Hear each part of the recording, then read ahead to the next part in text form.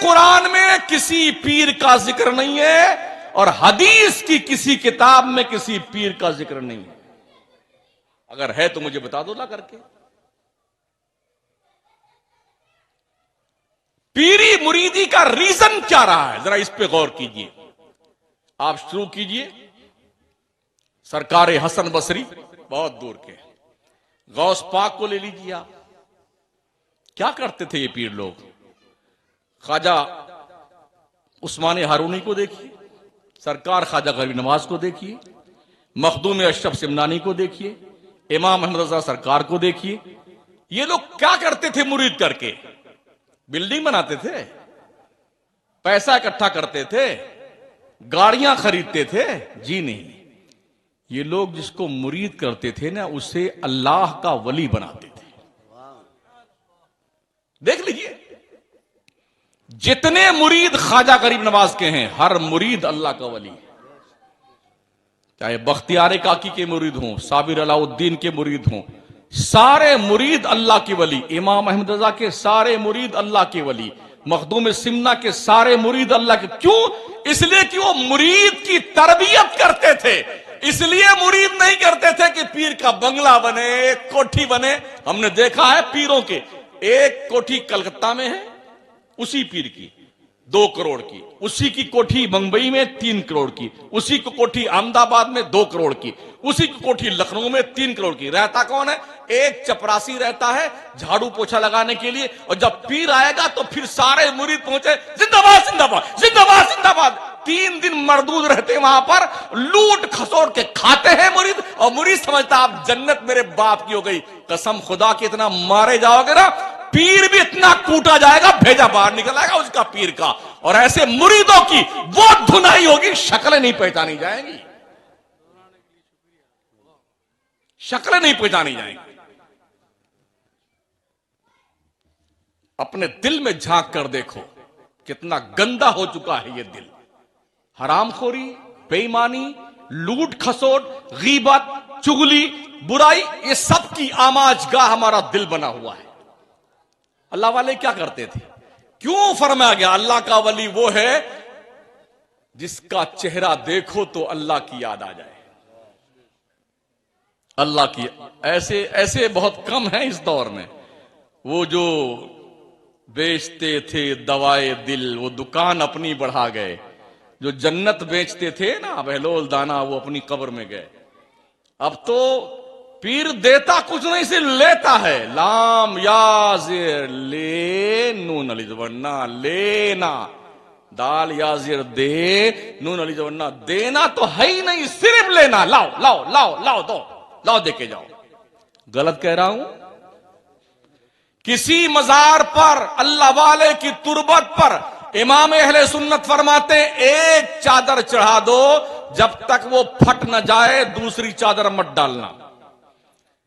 मजार की चौखट पर सैकड़ों भिखारी सर्दियों के तड़पती हुई खतरनाक रातों में ठिठुरते हुए मर जाते हैं चौखट पर मजार के। जिसको मजार पर चादर चढ़ाने के लिए देखिए ना 500 की चादर, 2000 के, अरे ओ कमीनों जलीलो, जिस पैसे की चादर खरीद के तुम मजार पे डालते हो ना, उसके नाम की चादर और ड्रेस खरीद करके उस फकीर को पहना दो, गरीब को जो गर्मी से तड़प रहा होता है और सर्दी से ठिठुर के मर जाता है, उसको पहना दो तो सवाब मिलेगा उसे।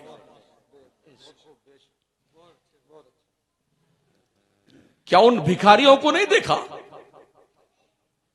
जो खाना खाने के लिए कतार में खड़े थे? हैं लोगों का लुकमा देखा करते हैं शादी ब्याह के और दावतों के मौकों पर।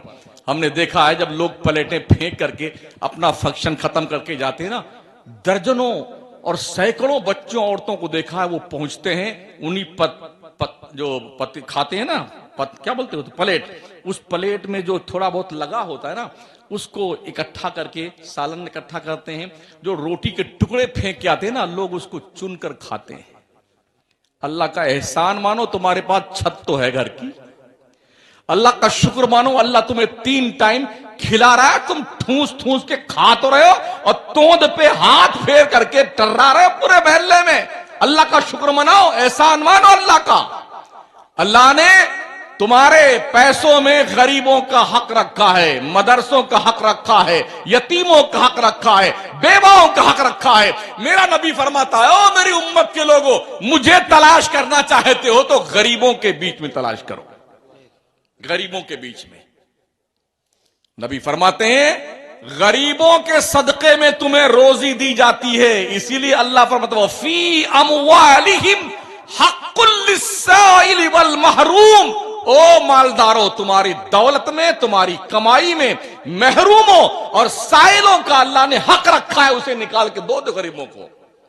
लोगों ने ज़कात फितरा तो दिया ही नहीं, यूं इमदाद कौन देता हजरत? बोले इमदाद तो बड़ी मुश्किल पड़ती है, ज़कात फितरा ही निकल जाए तो यही बड़ी बात है। ये पूरे मुल्क की बात कर रहा हूं, पूरे मुल्क की। 2 साल से पढ़ाई का सत्यानाश, कितनी गुर्बत में मदरसे चल रहे हैं यार। जिस दिन ये मदरसे बंद हो गए ना, न तुम्हारी मैयत को कोई नहलाएगा, न जनाजा पढ़ाएगा, न कलमा पढ़ना आएगा, और ऐसे ही ठूस ठास के लोग तुम्हारी खबर में आ जाएंगे। ये मदरसों की देन है, मदरसों की। जो बच्चे दीनदार बनते हैं, दीन का इल्म सीखते हैं और वो जानते हैं कि इसका कितना हक बनता है, किसके साथ कैसे पेश आना चाहिए, और माँ बाप के मरते वक्त या किसी के मरने के वक्त यासीन पढ़ करके कैसे दुआएं करनी चाहिए, मर जाने के बाद बख्शी की दुआ कैसे करनी चाहिए, ये तालीम इन मदरसों में दी जाती है, कॉलेज में नहीं। बड़ी ही चतुराई के साथ हिंदुस्तान से अंग्रेज जाते जाते तालीम को 2 हिस्सों में बांट के चला गया कमीना। ये दुनिया की तालीम है, ये दीन की तालीम है।